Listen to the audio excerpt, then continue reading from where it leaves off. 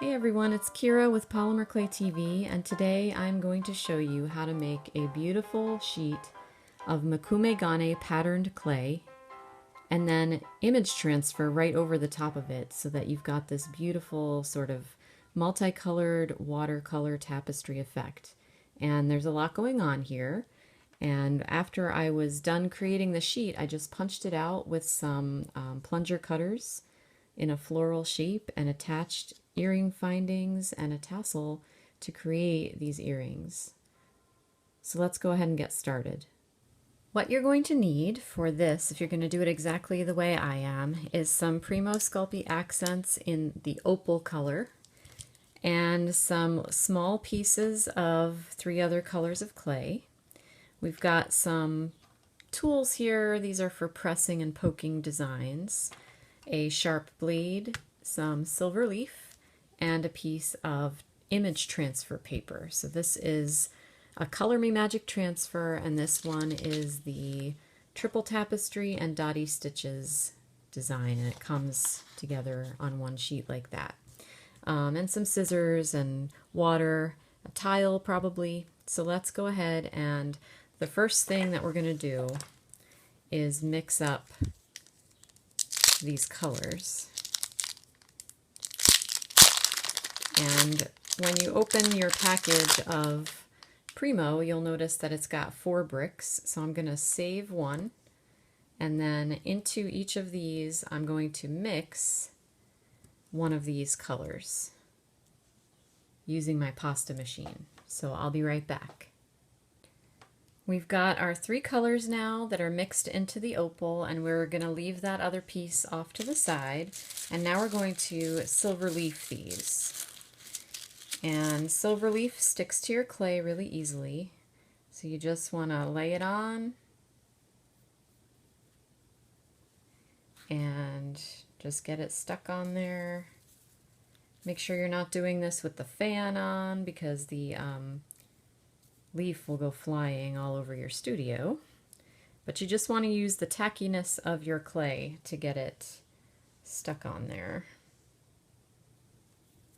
So you just rub it on, and then it's alright if you get a little off to the edges there. You can just break it off with your finger and stick it anywhere where it's not already covered. And I'm not going to go for perfect full coverage here because it's not going to matter that much.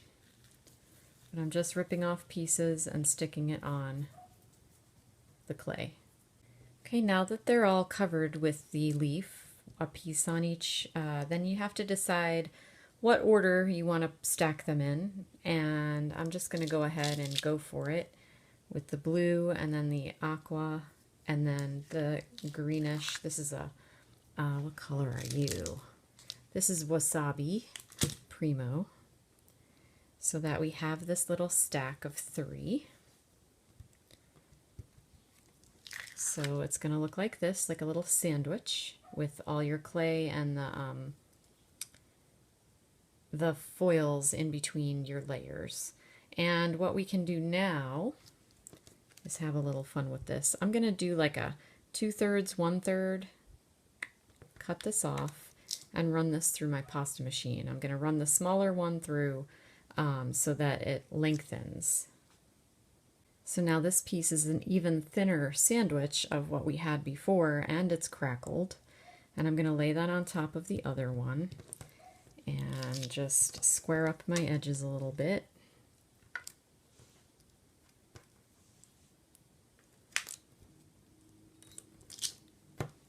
Doesn't really matter too much. The way I do Mokume Gane doesn't have a ton of rules to it, but what I'm going to do is just meld these together so that my stack is nice and firm. And then I'm going to start poking designs into the back of it with my different tools. So I can make some deep circles. I can use this bullet point to do sort of almond shapes. Anything that you have for texture will work fairly well for this technique. And then what you can do with the reserve that you have is like ball it up and stick it inside those spots, because when I cut this up, I don't want this to be a hole. I want it to have some pattern to it. So I'm going to go ahead and ball up my excess here and shove it back inside these depressions.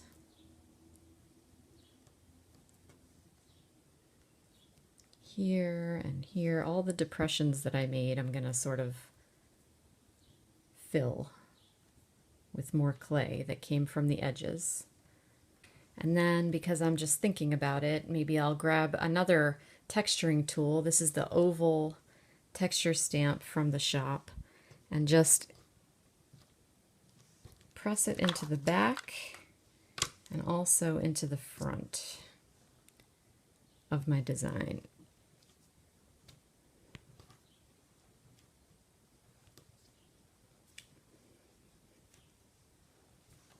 And you want to press it firmly because we're creating this stack that has a textured look to it. And now I'm going to set this here because this is where I'm going to take my slices and put them on. And I'm going to grab a soda can because this just makes this part of the process a little bit easier. I'm going to wrap it on the edge of this can and get my sharp blade and start shaving slices. It just makes this process slightly easier, just shaving off bits and pieces. And then what you do is you flip them over and you can lay them onto your background sheet.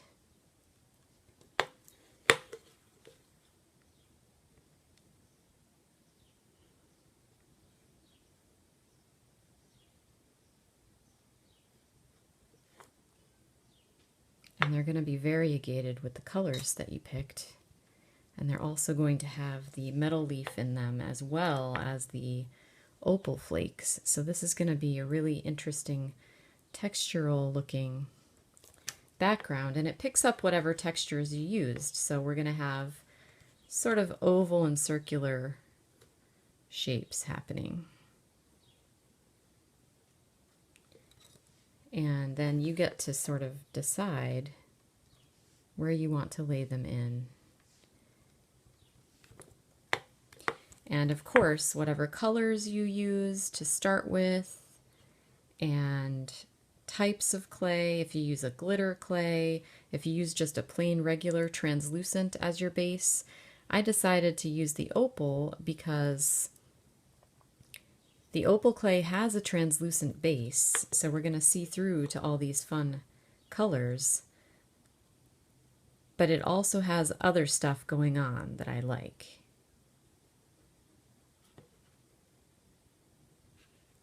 So I'm just peeling back and flipping it over, oops, so that I can see what I've got, spread it out, and put it on my background sheet.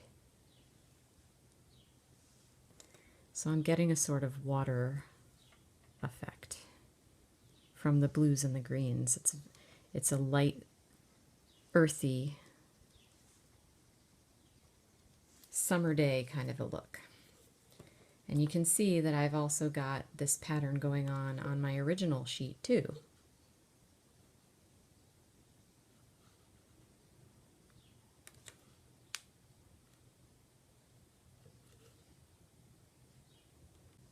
All right, so now I've got my sheet here pretty much covered with different pieces coming off of my base piece here. And if you continue working on this, you might find, that eventually you'll see sort of bubbles and patterns and all kinds of fun stuff going on, and you may decide to pull this off of the can and continue working on it, and then roll it flat and also use it as a,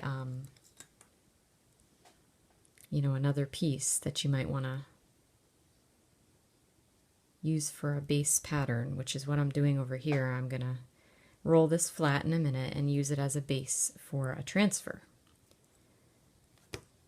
So I just want to make sure that my base clay is covered and that all the little spots have a little bit going on and there's no white parts. Although, since I used the opal clay as a base, if anything's sort of light, it already has that opal texture in it, so I'm not too worried. So this you could keep working on. You could restack it, which is probably where I would go if I was going to keep using this piece. Restack it, make more patterns, and keep going. So I'm going to set that aside, and I'm going to roll this flat. So first I'm going to make sure all these pieces are really stuck on in the pattern that I gave them, and then I'm going to roll it in my pasta machine. So look how cool that looks. I've got this really interesting effect with the holographic from the opal and the Silverleaf and the various colors of clay. I have this sheet that is just shimmering with different colors, and I love it. So what I'm going to do now is cut a piece of my triple tapestry design that's going to fit over this so that I can transfer it onto there. So just cut that out. And now I'll take my transfer paper. This is a Color Me Magic transfer that is pre-printed from the shop at createalong.com, and I'm going to lay it face down on my clay and burnish it, which basically just means get it stuck on there.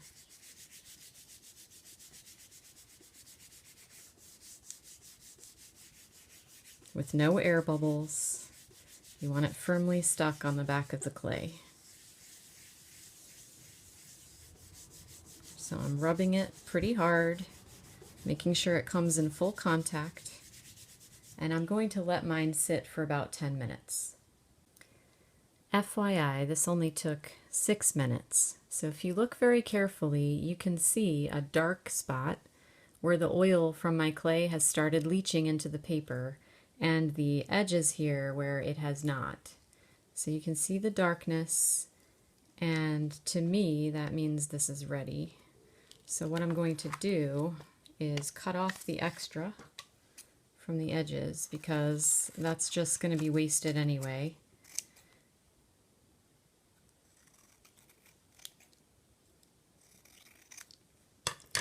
And then I'm going to go take this to the sink and gently rinse off the paper.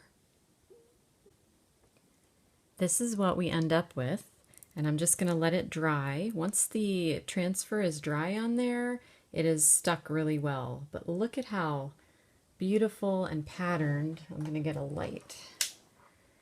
This beautiful patterned shimmering sheet of clay. Now that it's got that transfer going over it, it's so cool looking. Okay, so now once it dries, you can use this to make anything. So I hope that you enjoyed checking out how you can layer different techniques. This is Mokume Gane over with a transfer over it, and it's very cool. It's very sparkly and fun, and like I said, once it's dry, you can pick up this clay, bend it around something, turn it into whatever you want to make it into, and you can find many different patterns of the image transfer sheets at createalong.com. You can check out our classes at polymerclayadventure.com, and join us every day for fun discussions in our free Polymer Clay Facebook community that is called Polymer Clay Tribe, and you can find that at polymerclaytribe.com. Have fun!